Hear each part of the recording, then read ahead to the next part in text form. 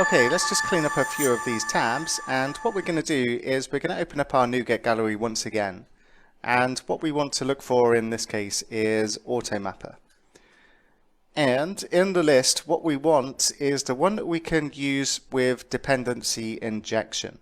And this is the one we're going to install into our application. So we'll tick the box for the API project and go ahead and install this one. And once that's installed, then we can go ahead and try and make use of this. Now what we'll do inside our API folder, if we don't have one already, we'll create a folder called helpers, which will be a general purpose folder for various helper classes that we create in our project. And inside here, we're going to generate a new C# class, and we're going to call it AutoMapper Profiles, and press return. Now the idea of AutoMapper is it helps us map from one object to another. That's its job. It's all it does is it maps from one object to another. It's got some cool tricks that we'll take a look at, but what we'll do is we need to derive in this class from profile, and we can bring in using AutoMapper inside here. And what we do for this is we generate a constructor. So we'll generate the constructor, just a default constructor with nothing else in the parameters. And inside here what we can use is the createMap function from AutoMapper. Now what we specify in here is where we want to map from and where we want to map to. Now we know we want to go from our app user to our member DTO. And we'll need to bring in both of these. So we'll need to bring in the API entities and we'll need to bring in API DTOs. And that takes care of the mapping from our app user to our member.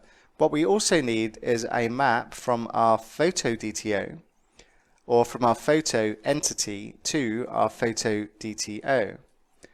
And that's what we need for our mapping profiles.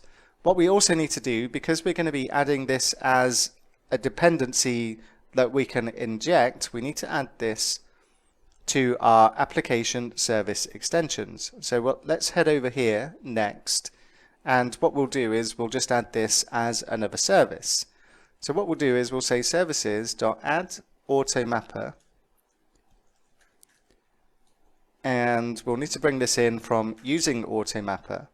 So we're getting a complaint from AutoMapper and we need to give it a parameter, and basically what we need to do here is tell it where the profiles are located in our project. Now we only have a single project, so we only have a single assembly of where these can be created, and what we need to add inside here is type of, and then inside here we're going to identify the AutoMapper profile class that we created. So we'll say AutoMapper profiles, and we'll need to bring this in from API helpers, and then we say .assembly. And this is enough for AutoMapper to go ahead and find those profiles, the create maps that we created inside this class. And that's the configuration set up for AutoMapper. What we'll take a look at next is how we can make use of it. So now that we've installed AutoMapper, let's see how we can make use of this. And we'll head to our users controller. And what we're going to do is change what we're returning from these methods. So instead of an IEnumerable of app user, we'll swap this for member DTO, and we'll say using API DTOs. And we'll do the same for the app user as well. We'll say member DTO inside there. Now what we can do with AutoMapper, first of all, let's go and get our users. So we'll cut this and we'll put it inside a variable. And we'll say var users, and then we'll go and get our users from here. And then what we can do, and we'll need to inject the IMapper interface that we get from AutoMapper inside here.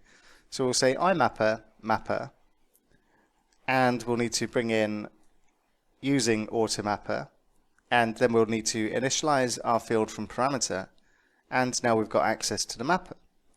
And what we can do is say var users to return equals, and we can say mapper dot map, and we can specify what we want to map to inside here, and we want to map to our member DTO, and then we pass it the source object, and in this case it's going to be our users.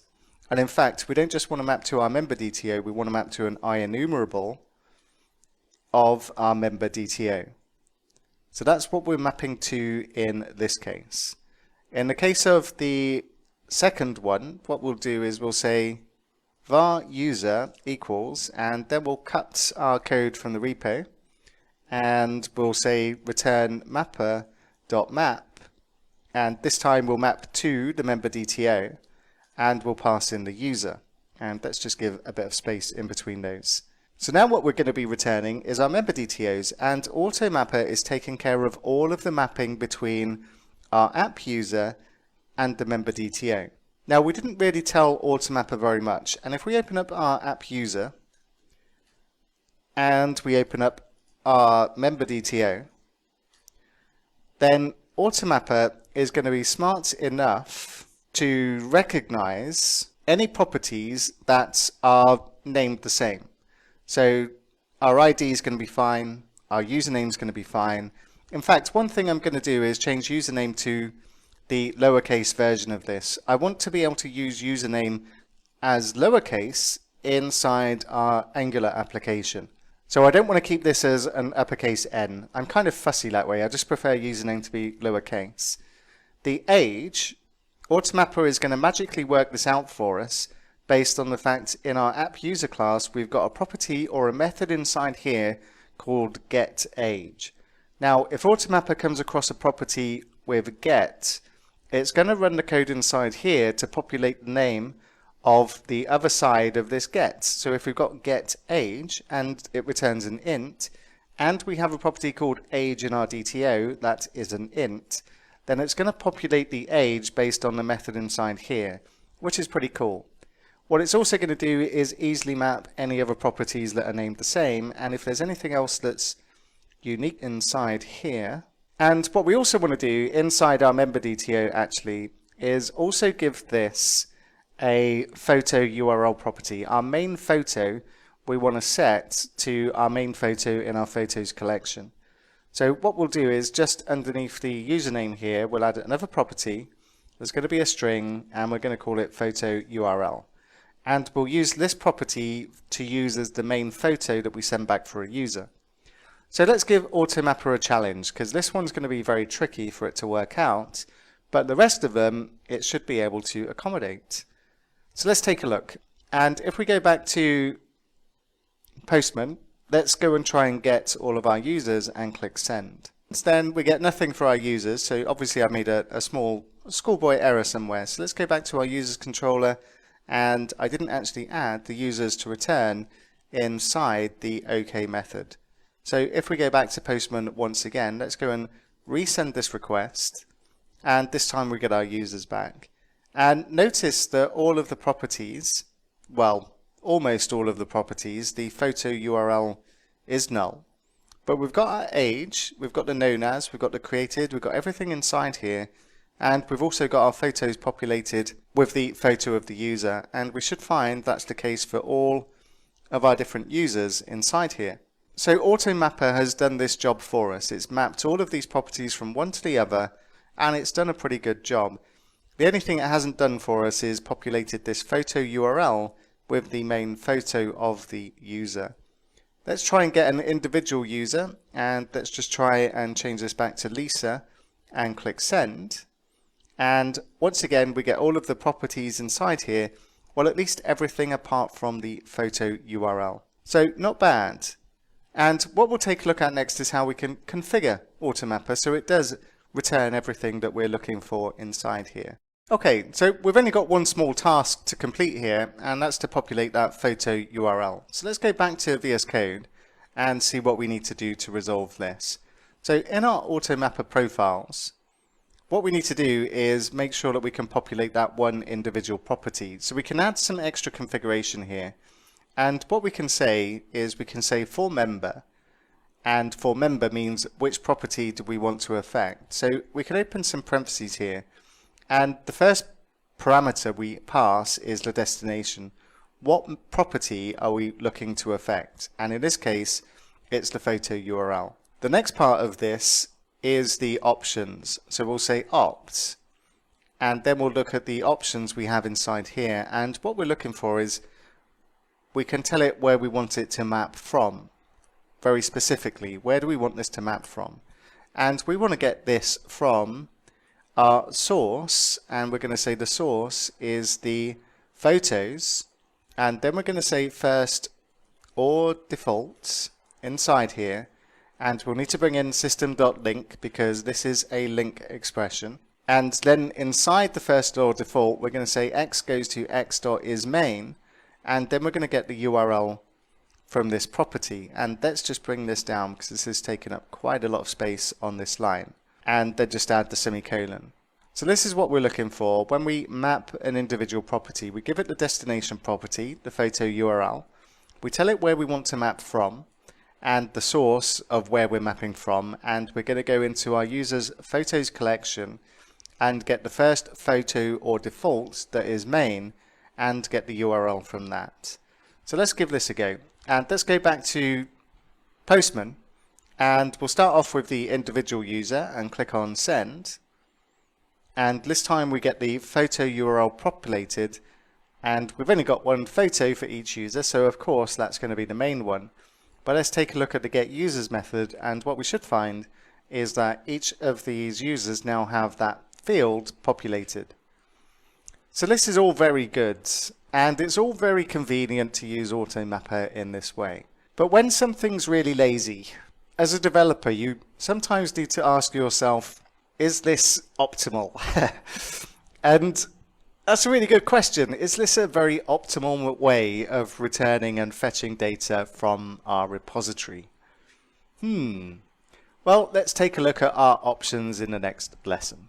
Okay, we've got something that works. We've got AutoMapper installed, configured, it's working, it's returning our entities. But what we need to ask ourselves is, it was pretty easy to do, didn't take much work. Are we doing the right thing here? Is this too easy? Surely, if it's easy, then it's not optimal. Now, you could argue that, and that's a very good point. And I often get asked this question. And you've probably heard of the phrase, premature optimization is the root of all evil. And that's a well-known phrase in computer science. Whether or not it's a genuine quote and the context is accurate is debatable. But there is a suggestion that optimization always comes later. But that argument kind of falls apart if there's easy optimizations you can add very quickly without causing any major code changes and the code is still clean and it's understandable. Now, if we have a think about what we're doing here, we're going to our user repository and we're getting the users from our repository. Okay, great. Let's pick on our get user first of all.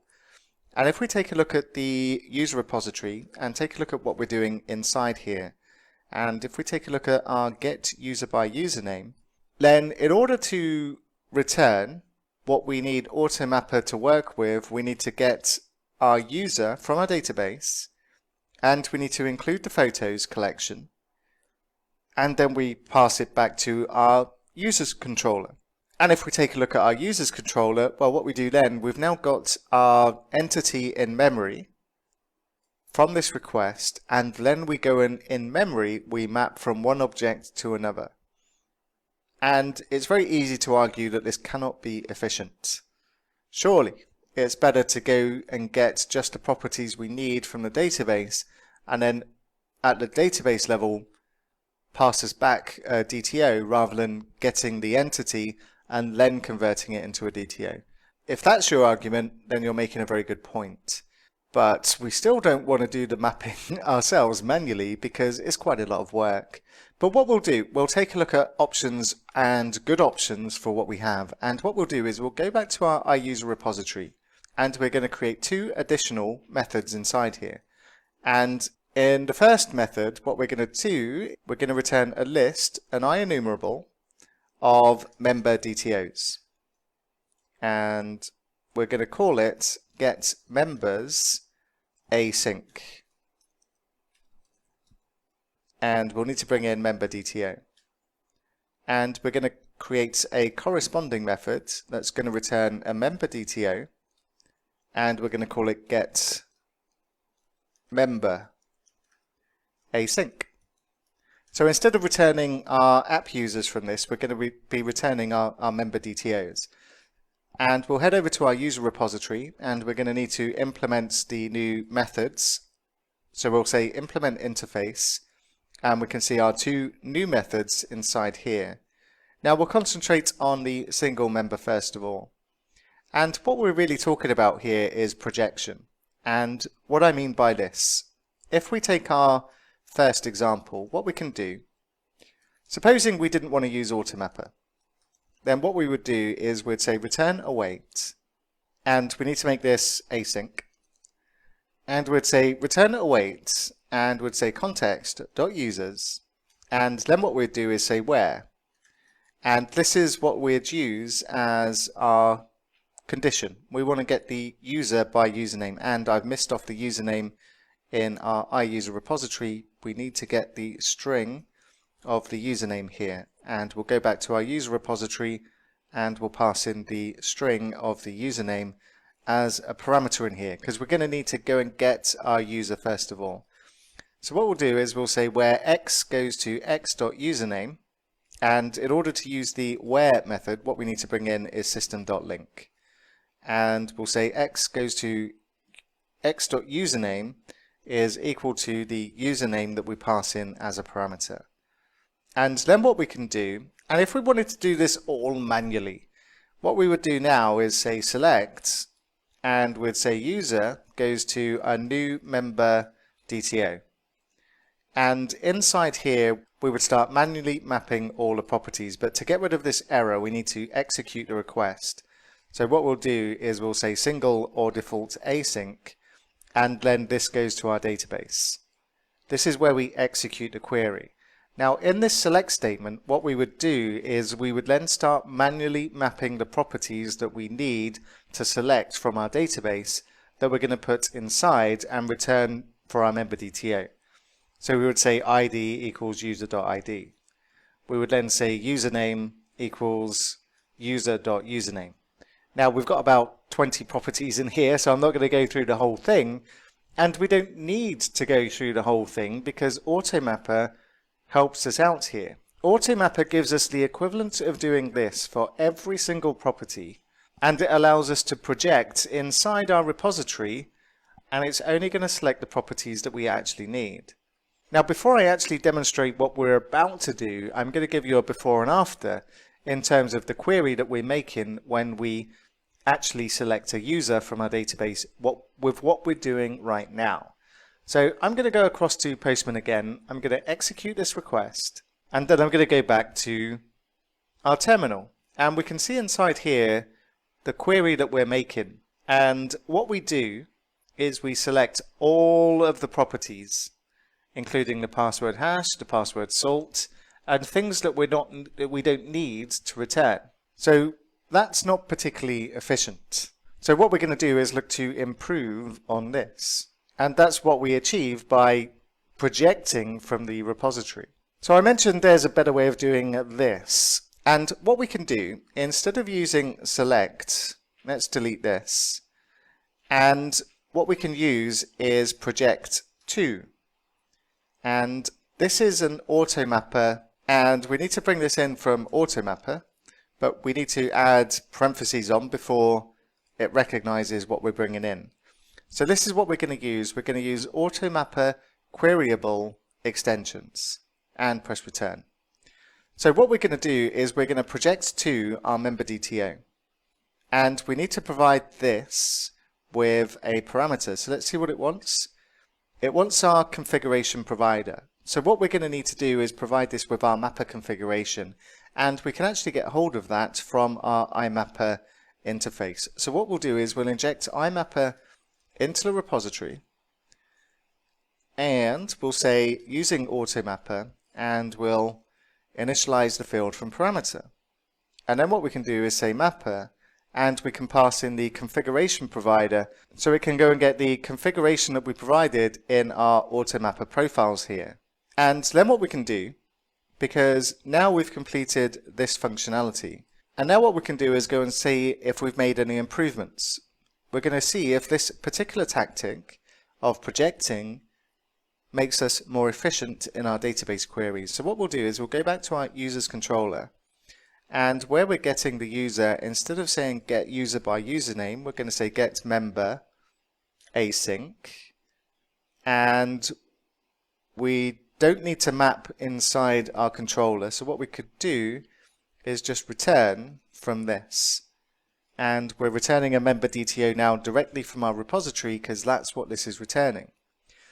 So we'll open up the terminal once again. We'll scroll down to the bottom past all of the errors that appeared whilst I was changing the code, and let's see if we've made any improvements. So I'll click send on this request. Everything still works. We get our member DTO coming back, which is good. And if I take a look at the query, then what we can see is, that's kind of disappointing because we're still selecting initially all the properties here. We can still see the password hash and the password salt. But the reason for this is because of what we've got in our app user entity, and it's this method here that's causing us the problem. In order for Mapper to go and retrieve this, it's got to go and get the app user. So we're kind of defeating the purpose of what we're doing here by doing it this way. So what we're going to do is not use this getAge method to go and get the age. We'll still use our extension, but what I'm going to do is just comment this method out to prevent us from using it because it's not particularly efficient. But what we'll do is we'll go to our AutoMapper profile and we'll add another property and say for member, and we'll say dest is dest.age, and then we can say the options and we can say opt.mapFrom. And then we can say the source is the source.date of birth, and then we're going to calculate the age inside here. And what we're going to need to bring in is using API extensions to make use of this, and finish this off with a semicolon. So this is our new mapping configuration, and let's see if this has made any difference. So we'll head back to Postman. Once again, we'll just send this request again, and we'll go back to our terminal and scroll down to the bottom and take a look at our query. And what we can see now is we've got all of the properties that we're going to be selecting in here. So that's the date of birth, the city, the country, created, gender, interest, blah, blah, blah. And then we've got our select from, and then we've got another select from to get our photo. So what we're doing now is we've made our query a bit more efficient. We're not getting all of the properties. I can't promise you we've made too much difference by doing what we're doing here, but it is an improvement. And what we're doing in our repository now is we're getting, or we're selecting the properties we want directly from the database. Let's do the same thing for the get members as well. And what we'll do here is we'll say return await and context.users. And in this case, what we're going to do is just use project2, because we're going to select all of the users, and we're going to say member DTO. And once again, we pass in our mapper and configuration provider. And this time we're just going to execute the toList, which actually executes the database query. And of course, we need to make this an async task. Otherwise, we see all of these nasty errors. And of course, this needs to be toList async. So now we've got our getMembers method. Let's go back to our users controller and let's update this method, and we'll say var users equals await, and we'll go to our user repository and we'll say getMembers async, and we'll return our users from this. And one thing also to point out in these two methods now, notice what we don't need to include inside here. We don't have the includes that we needed when we used or before we started using projection. When we use projection, we don't actually need to include, because the entity framework is going to work out the correct query to join the table and get what we need from the database. So this can be a more efficient way of doing things. And if we go back and we take a look at getting our users, what we should find is that we get all of our users back just as we did before. We haven't changed the functionality, but we are being a little bit more efficient. And if we take a look at this particular query, which we won't be doing very often, by the way, we can see that this is now a cleaner query if we compare to what we were doing before. So now we've got AutoMapper configured, we've got it set up, we're returning data now, and we now have something to work with in our client application. So we're going to consider this the end of this section. And what we'll do is just do the normal thing of checking what we're sending up to GitHub.